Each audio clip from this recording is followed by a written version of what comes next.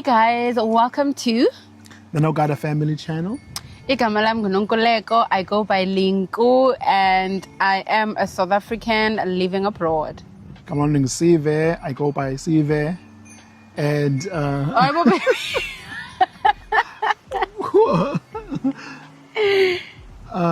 sometimes by Sylvester. And I'm married to this lovely girl. And I am also from Cape Town, South Africa. And we both live here in California, Sacramento, California. So guys, we decided to do a get to know us video. Which is way overdue. Yes, we've been trying to do it, but also, having a toddler. Right now he's taking a nap. So we'll try and do it as fast as we can to make sure we get everything. I'll just do as much as we can. As much as we can, okay. So it'll be fast. Okay, baby. So what's the first question? How did we meet? How long have we been married? First of all, guys,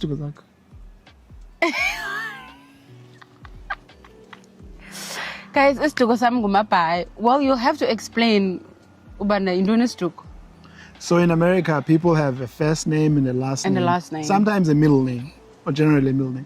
In South Africa, people have a first name, maybe a middle name, a surname, or what people call in last name here, surname. And then they have an English name, which is a work name. And then a clan name, the clan that you're from. So that's what I was asking you about. Mm-hmm. So what clan are you from? Mabhayi. Kusuka kobhayi. So ndingumabhayi. The Bai clan. And Bai means blanket? No?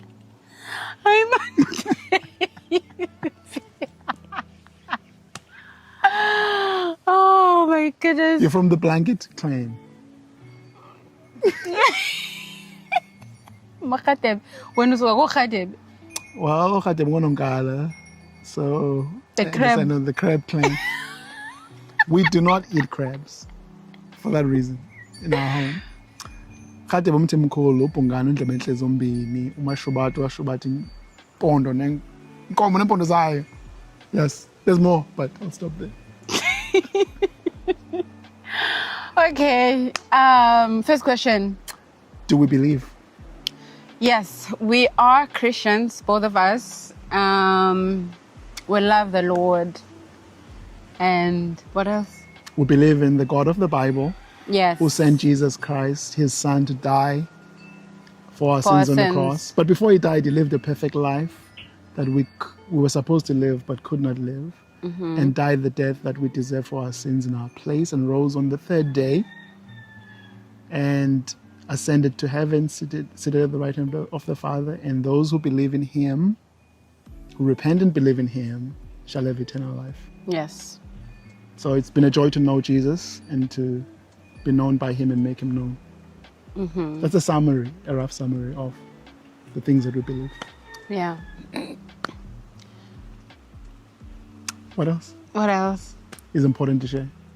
We are parents. We are parents. Oh my goodness. Yes. Okay. We have an 18-month-old and he's our everything. We love him. We love him so much. So much. Right now he's taking a nap. But yeah, you guys have seen him before. Kamala Lu. In full Sanele. Should I share his middle name? He does have a middle name. Nathan Nogada. Right. Why Nathan? Well, why Lusanele? Why Lusanele, actually? Lusanele means enough in Xhosa, but we pulled from certain... Sufficient. Sufficient. Can we do the word sufficient? Sufficient, yeah. Won't explain the whole backstory today, but Lusanele, Ubabalo Lukabao, that's the whole line, the whole sentence. God's grace is sufficient for everyone, including us. Including us. So, and then Nathan was a confrontational prophet, a man of truth in the Old Testament who confronted David about his sin. Nathan means gift from God, I believe. So anyways. Yep, that's our baby. We'll call him Lou, baby Lou. Yeah. What else? Something that we would just want to get out there. No, I don't think there's anything else I can think of now. So we can start It's enough for now. going through our questions. Our history. Our history. No, yeah. Yeah.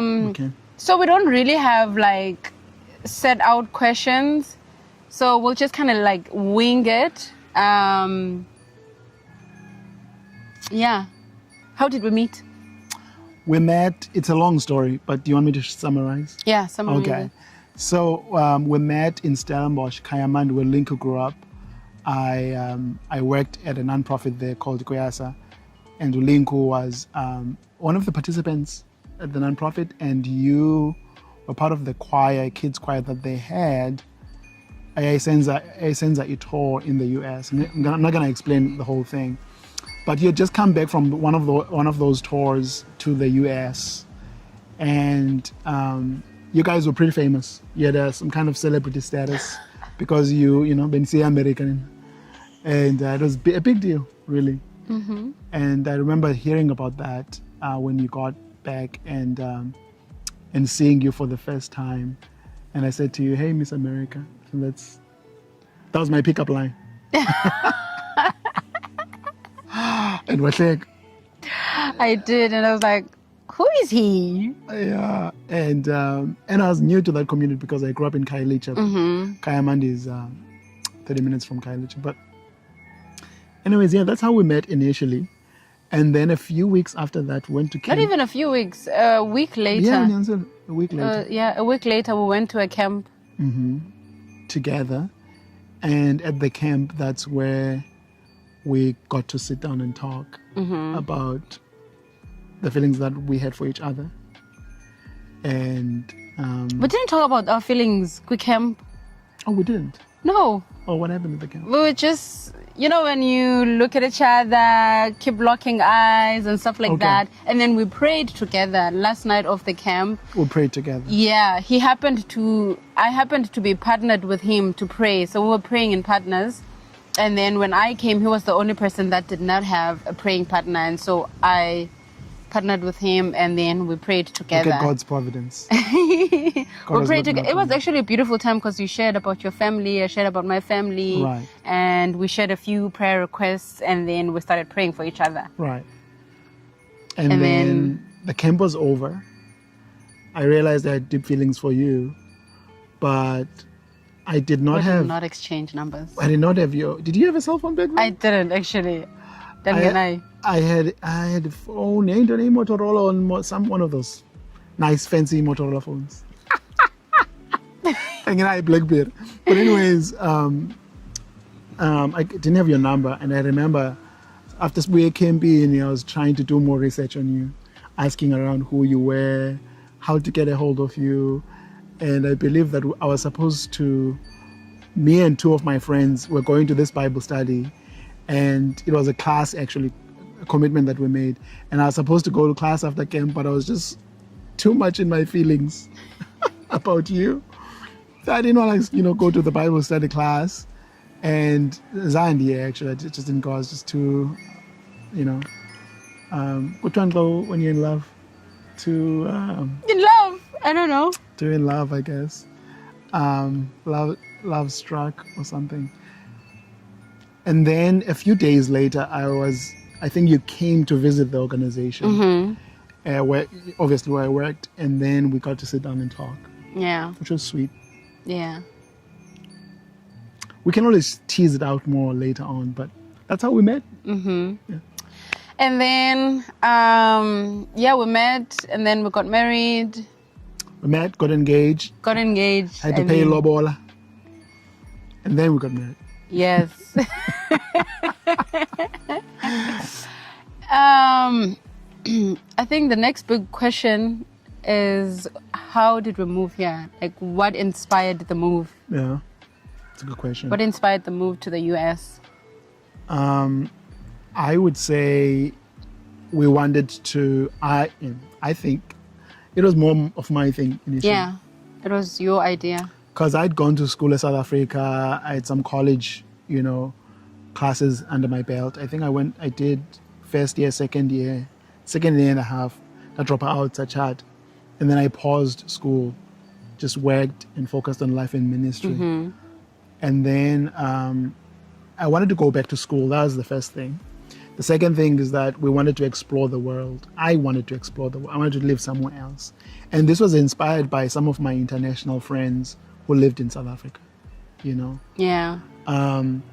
And another trigger, like when I look back, was when Umam Mfundisi preached on like pursuing your full potential, you know, and knowing that God is not done with you. So I kind of like had this faith, you know, that I wanted to do something big with my life and something significant. And then I had these friends who were like, you guys can live abroad, you can live in the UK, you can live in the US, you can live anywhere you want in the world. Yeah. Which I had not really ever thought about before. I traveled, we both traveled the world, you know, a lot before, but moving was different. So I think wanting to do something significant with your life was kind of like the underlying thing. And then secondly, wanting to live abroad. And one of the main ways to do that was to go to school, finish what I studied, finish my undergrad. So I applied to schools, and then we ended up moving to California, Sacramento area. And yeah. That's how we moved. That's how we moved. And I remember saying to myself that I was not willing to move. So I had conditions for how I wanted to do this whole thing. One of the conditions is that I wanted to move with my wife. I remember at some point Ulingu said, "No, it's fine. Why don't you go and then get established and then get one London?" Yeah. Because maybe I'm going to have you do a whole video on how to apply all the required things, because it's such a complicated process and you need to have certain amount in your bank, like to prove that, especially if you are bringing a dependent. You have to prove ubana you can take care of this person that you are bringing. So kufanele kubekwe imali, and it's a lot. So I thought, you know what? Why don't you just go, you know, and get yourself established, established Kala, and figure things out. Which was wise. And I don't think that was unwise. That's good advice. And a few people said the same thing around us. And some people do it like that too. Yeah, but nope, and easy. I remember we were talking about that. You know, I was not at peace. I mean, I knew it was an ambition for me to do that, what I did to move us over here. But I was not that ambitious to where the cost was too high. To leave my family behind was too high of a cost to pay when I could just go to school in South Africa. Yeah. So, you know, whereas I understand sometimes when somebody gets a job somewhere else and you go, so there's that, you know. But though you're a student, you don't know how long it's going to take for you to get into a position where you can bring your family. Just looking, I was just not willing to do that. And being so far away. So, but anyways, yes, we then we're able to move together at the same time on the same plane, set to next to each other. Yeah, that's sweet. It was actually it was sweet because we got to experience the whole thing. So babini, instead of him coming Kala and then Delandele, or you know. So we got to experience the whole thing together. But yeah, that's how we moved basically. And then what else? Yeah, that's how we moved. And then I went to, I did 3.5 years of study in my, at the university that I went to, and graduated in 2021. And my degree was in business, a Bachelor of Science in Business Administration, and then graduated in 2021. We moved in 2018, graduated in 2021, and then I started working more, and got my master's in Business Administration last year, And then when you're getting your undergrad Yeah. in child development. So, books. we've been standing, and I feel like I'm done with school for now, Yeah.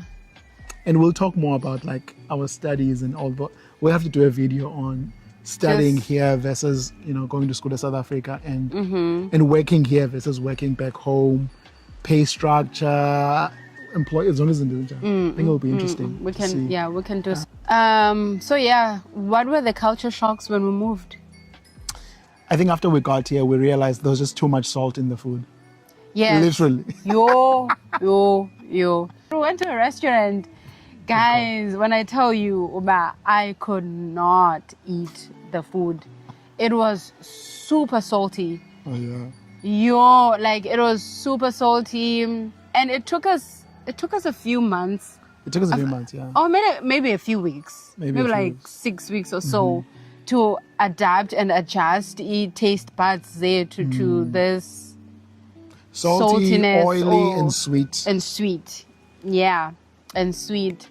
That was one of the culture shocks. Any culture shock in Dioba, people don't grate up. Oh, that's a good one. Like, wow. Cause when I was in school, you attend the orientation on the first day. And orientation as a freshman in your freshman year, or figure that first year, you get to meet abanye abantu bafika. So you're trying to make friends and you're trying to connect and get to know who's who. And so the people that I would talk with, class C, for example, were all taking freshman courses. That's why class in hiding, wherever they come from. Get to know each other. Wow, yeah. Like you would in South Africa. Now they show me. But once in the pool, the class in, say when you class, what the high, guys, ingati anazani. And I'm like, hayibo, ngobe sincokola like uyandazi ndungubani ndisuka happy. And it took me a while because when I started school, that same thing happened to me, and I was like, hayibo, it hurts actually. Just so impersonal, and then on the other side, I remember people don't greet ne, but when they do greet, abanye will say, "Hey, how's it going?" Yes. Oh my God. You're not supposed to answer that. Like, hey, just say hey. Or are you good? Oh, good. And move on. So hi, unjani, and then when you be like, hi, I'm doing good, how are you? Gone. Hey, how's it going? Like that was funny because that happened to me. Because this guy, and this is a black guy, something, this is so cool, he really wants to know, it's total strangers in a restaurant. And it's like, hey man, how's it going?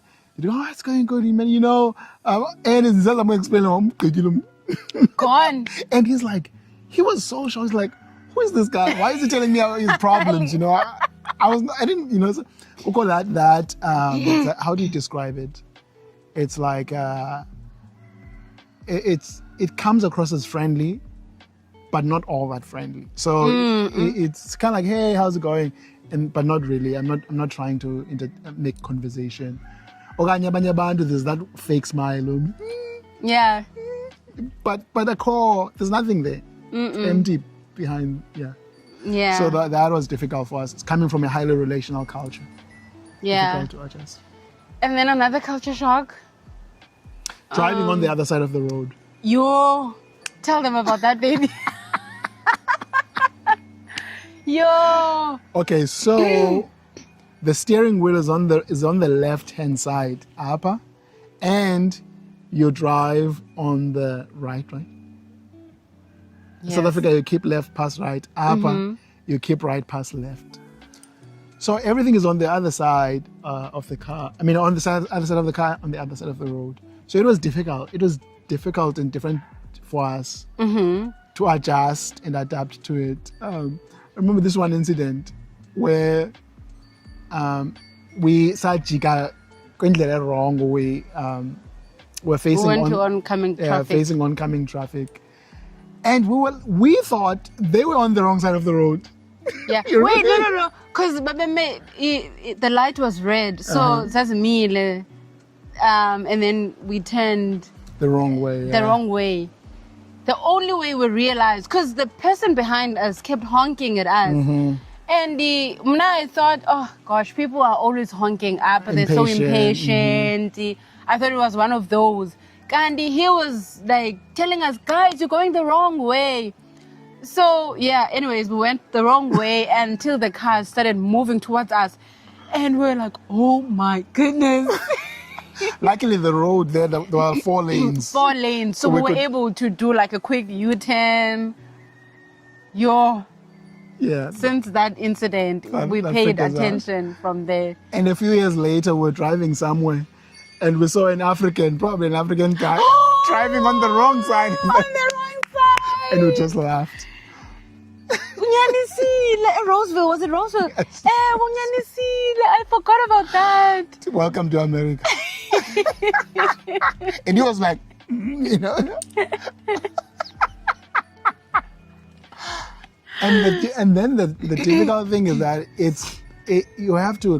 can go bad both ways, because as a guys with South Africa to visit, we have to reacclimate ourselves to driving on the other side over there.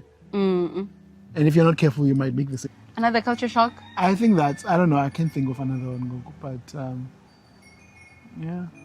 I mean, I think even those are not necessarily negative, but on the positive side as well, like just people are generous here.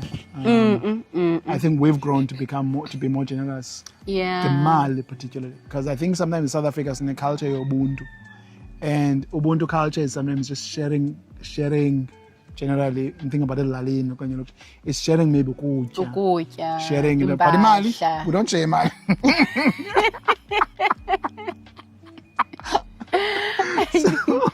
So abantu are just so generous with their money. They always supported some kind of charity. Yes. They always support some kind of thing. Like they put a good budget here, yeah. Like a certain amount of my income goes to something. Cancer research, missions, this and so yeah. It really inspired us a lot to give financially. And people gave a lot to us. Yeah, and including giving good budget yako besides unikele kaweni, like giving a church and offering, besides law, not offering tithes besides those things, but just being salt and light with your resources. Not just with enkonzweni, which is fine, but doing above and beyond that to bless, to love your neighbors. Basically. Yes. Yeah, that's really, a good one. Yeah, it's really good cultural value up. Okay. The next question. What do I miss most about home? It's the food. It's the people. It's speaking isiXhosa.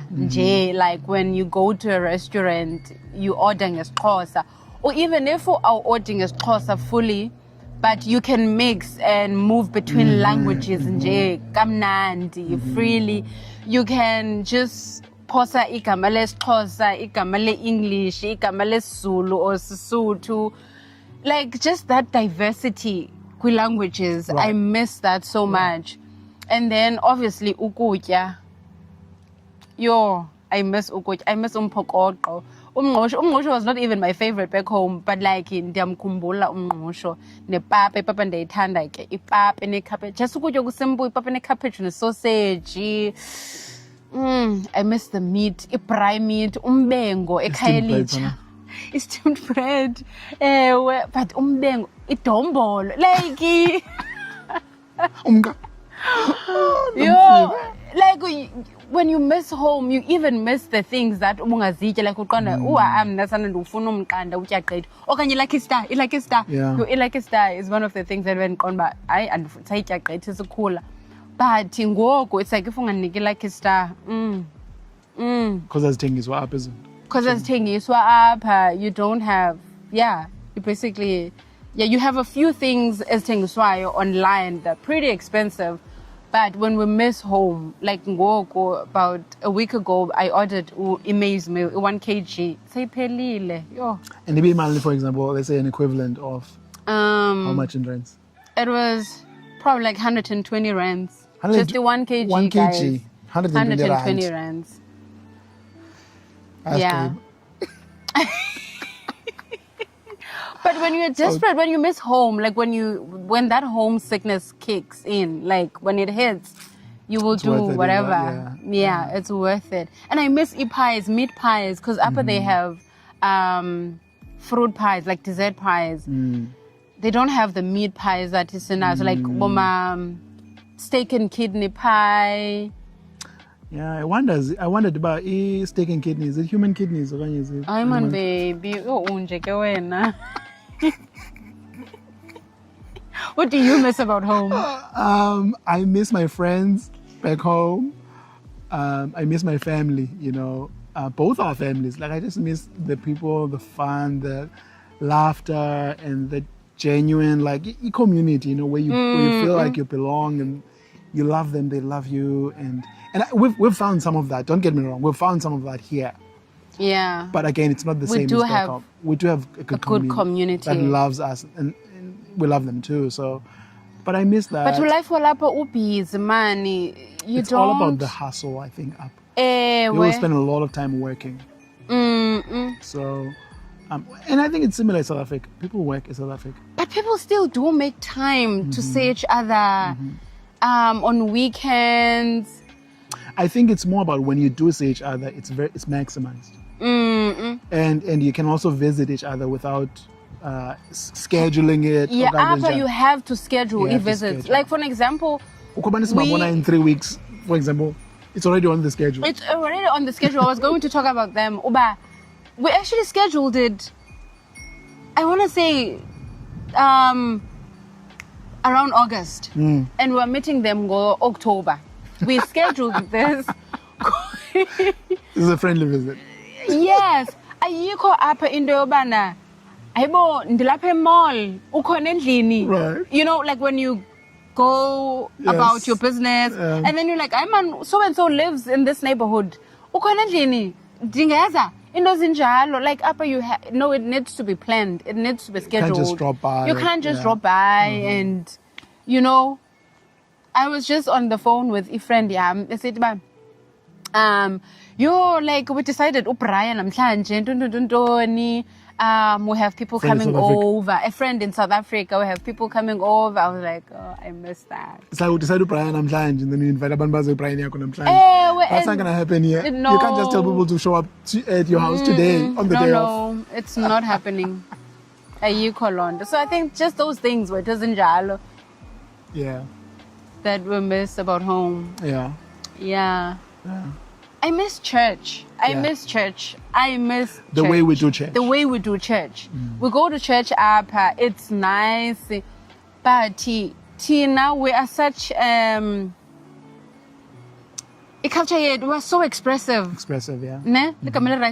We're so expressive. Like we lift up our hands, we kneel.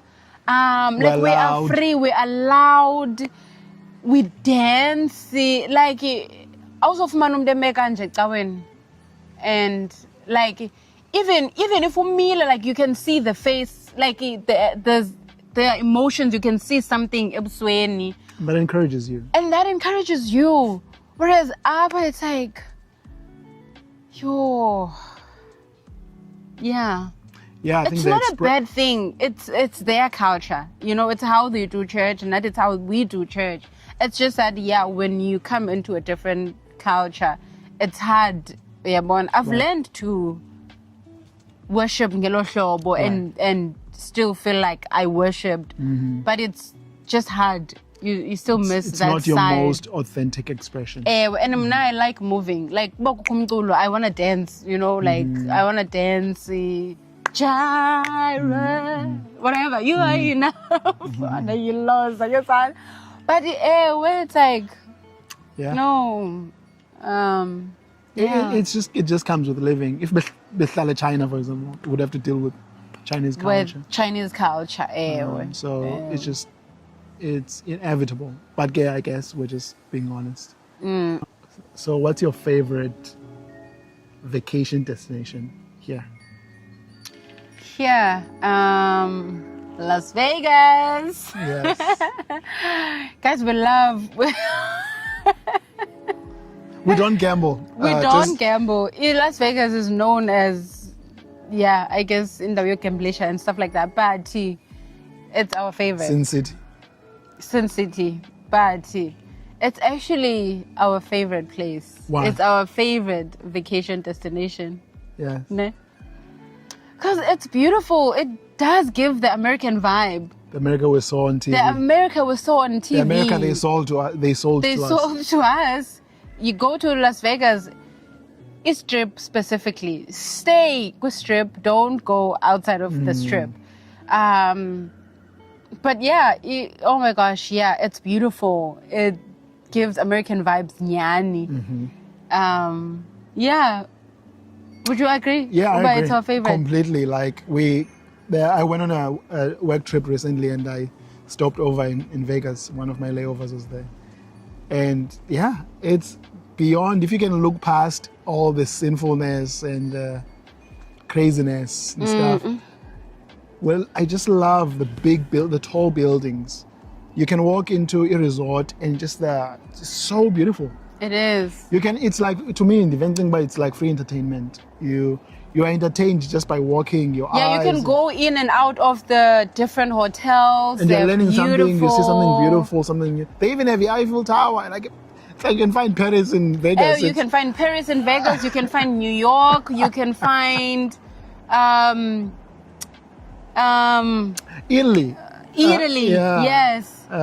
Yeah. So at the Venetian, but since Akondo, that kind of you find everything in America.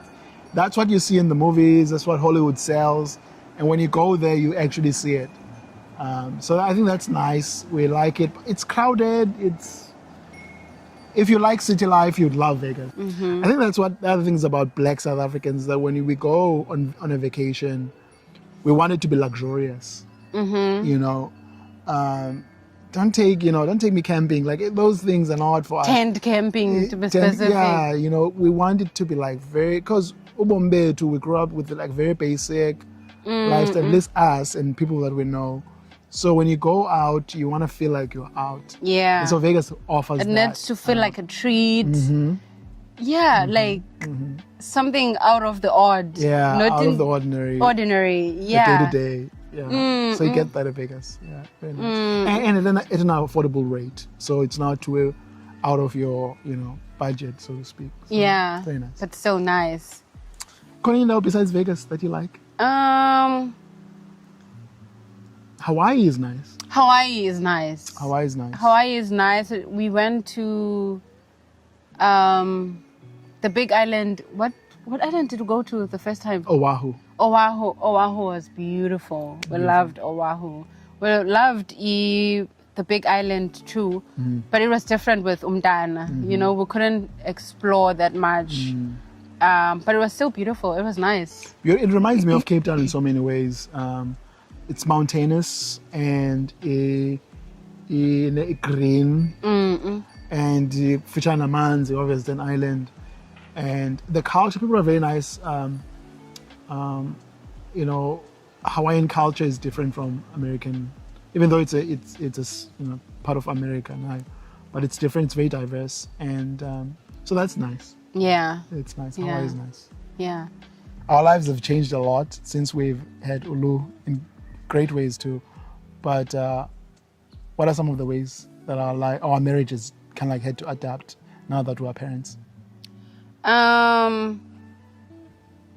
I would say we don't have the flexibility anymore to just up and go when we feel like it. We used to even take evening walks. Like go 10, 11, 12 ebusuku, we'll just go. Because some of the stores they open till late. I remember we had a Safeway that used to close at 12 midnight. And we'd be watching movies, And then we're like, let's go out. Let's go grab ice cream. Let's take a walk. 11, 12 ebusuku. We would sleep late without worrying ubana we have to wake up at 6:30 because Lou will be up, like because we knew ubana we can sleep in. Right. And then what else? I think when we went on this vacation, we realized ukuba ubanomntana noyago vacation, it's different. It's different. Because now one of the things I like about going on vacation is that you can slip in. I'll schedule basically. But with Ulu, we've had to stay on schedule. Yes, you have to stay on schedule. Because on schedule, schedule. Yeah, he thrives with routine. So if you take him out of a routine, sometimes he struggles a bit. Right. So we had to do izinto around his nap schedule. times. So we had to, if we wanted to do something, it had to be between 8 and 11. Go 12 would need to be home for him to take a nap. Ndozinjalo, yebo. Do you think we raise Ulu differently now that we live here than we would have if we lived in South Africa? Or how kids are raised in South Africa? Yes, we do.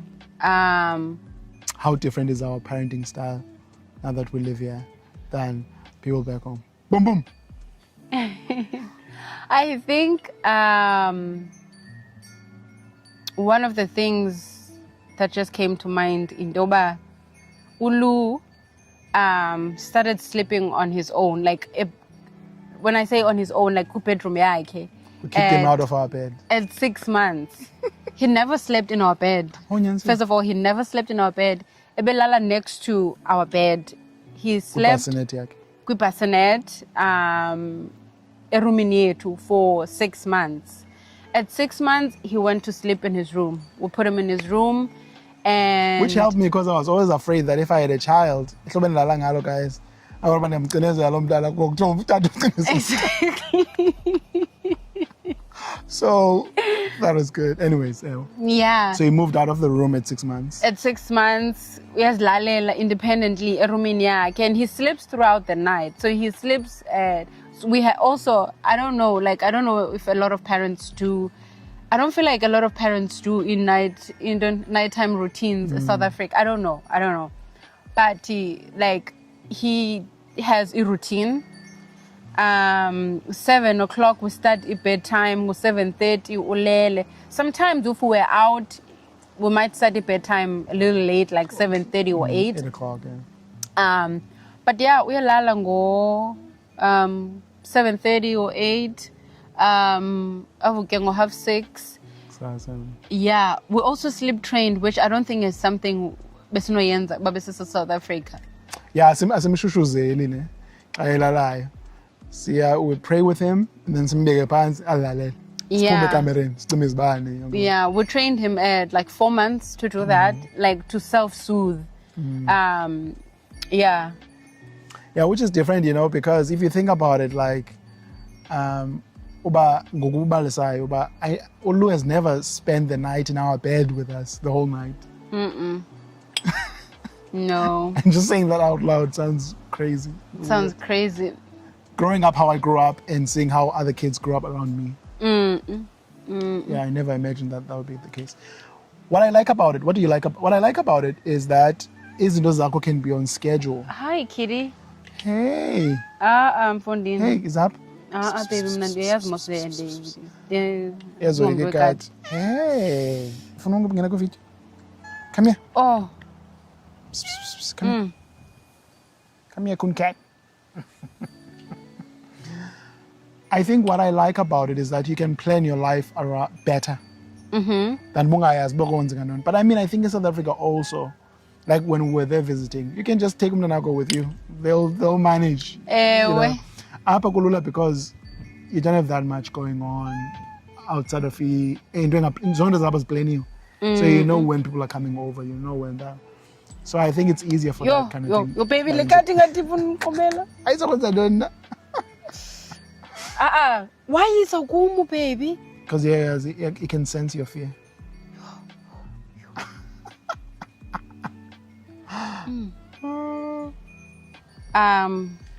enye into that I don't think we would be doing if we were raising Ulu in South Africa, into car seat.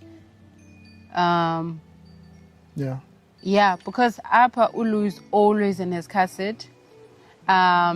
People were frustrated when we visited back home with him. And he always had to be in the car seat. Well, I remember.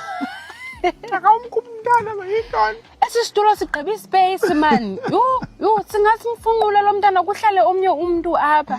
And I was like, no, sorry guys. Because I think ngoku I understand the importance of a seat belt because in South Africa sisifaka seat belts. I-seat belt. Kasibon traffic. Asibone traffic cop kube ngona sifaka seat belt. But I feel like it's almost like, yeah, like I can't andiziboni ngamfaka car seat Ulu anymore. Right. But in the car seat guys apha, it's not just a preference, ngumthetho. Right. I remember when we were checking out, especially after I gave birth and we were checking out, we had to, in order for them to, release us, we had to bring in the car seat and put him inside the car seat and buckle him, and then by the test, ubana sipaklishe kahle. Now I remember because it was our first time with umtana using a car seat, sasingampaklishanga kahle, and so nurse told us, ubana no, do it again. This has to be here. There's this buckle thing. It has to be up his chest. And then ibhanti, like we had to ban a little bit tight kanjani. So we had to do that again. Upinde was we assess and younger lawn, and they were like, yep, you're good to go. And I was like, wow. So our coach was bedlele until we and you know, guys, my South African side was saying, it's fine, my Benz Landonis, once this woman's bedlele, some cook some party. Uzompaklisha putine umntana. Yes, uzompaklisha. Yes. Man just bedle nokupa umntana shiya lo car seat, but I think you know, it was different for me too. For us both, I think, but as I saw ndiyakwazi uqhuba ndedwa ulo esemotweni. I have that freedom, you know, and it's safe bakwi accident ezinjalo. So I think it's very convenient. I mean, it's safe, but it's very convenient. It's safe, it's convenient, because now I can do shopping, everything. I can drive with him, because uhleli ebheki, and I drive with him. But imagine if ebengahlali kwi-car seat, bengekwi-car seat, then that means I can't. Oh my goodness, lekati. But well, like if ebengahlali kwi-car seat, then that means I can't drive around with him, because with him I have to like bandimfunqun. So he's used to it. He doesn't cry. He plays ngokahleliyo phayana. I sing, and yeah, it's actually fun driving with him. Especially for the road trips. Because we can drive for like 4 hours. I don't even sit with him back when I sit a front and we have a bag, and he does just fine. It's a very convenient thing, I must say. It's very convenient for him and for us. Yep. And then what else? Oh, also I think that I don't think I would be doing if this is a South Africa, raising Ulu South Africa, is self-feeding. I don't think this is oyenza londo, because sikhule South Africa umntana etyiswa uyabona, whereas but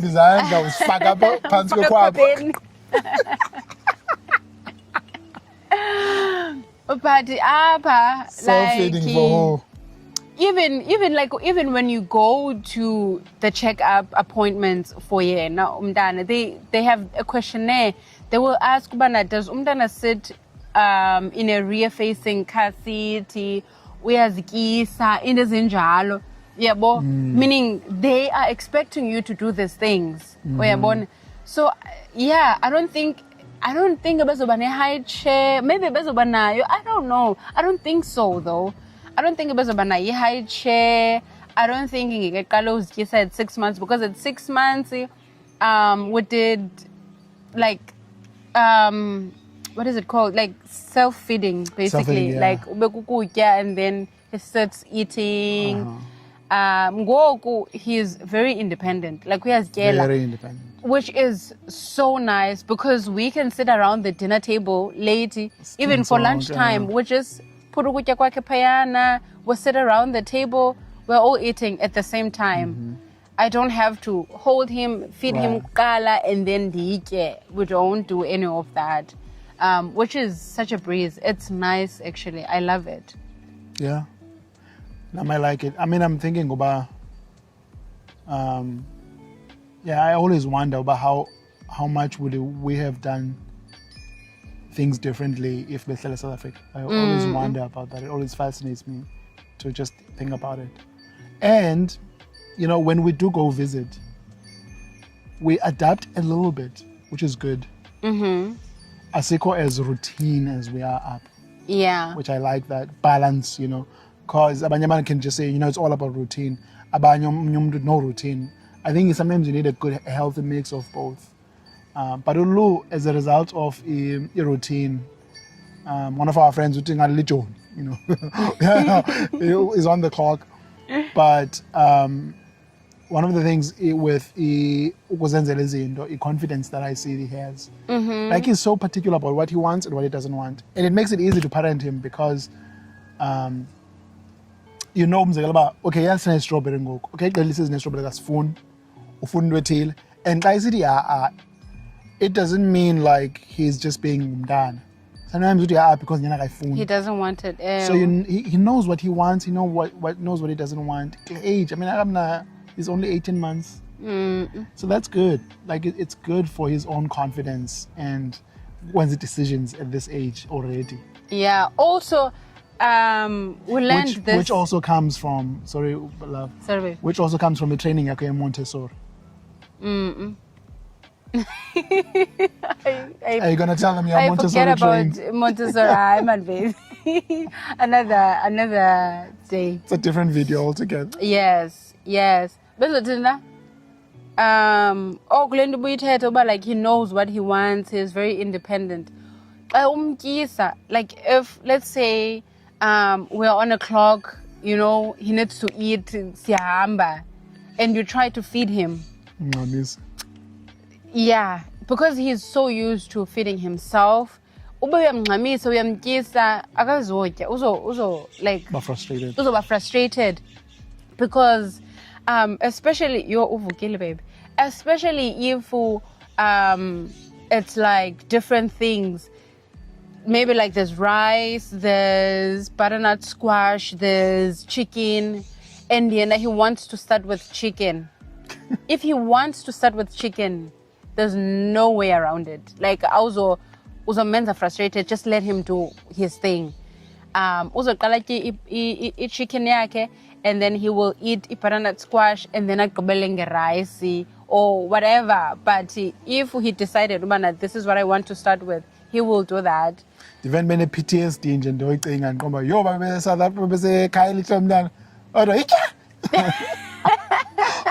you know, it's just like, you know, I'm gonna start getting broccoli. And he takes his time. He takes his time. We didn't have that school. You eat what is put in front of you. Go. And I'm calling food. Yeah. So yeah, and sometimes it's not even about like because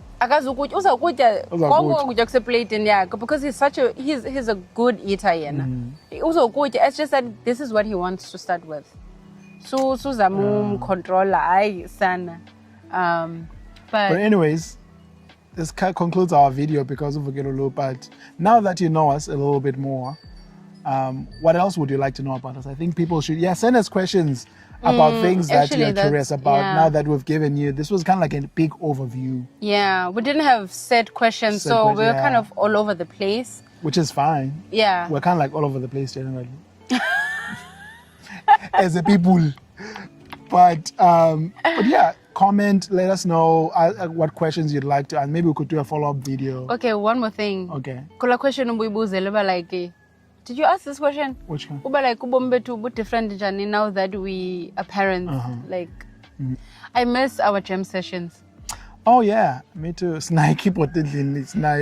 We used to, you know, I played the keyboard and Linko sings, and so we used to do worship and stuff. ulungu ukufika ibethe lo keyboard.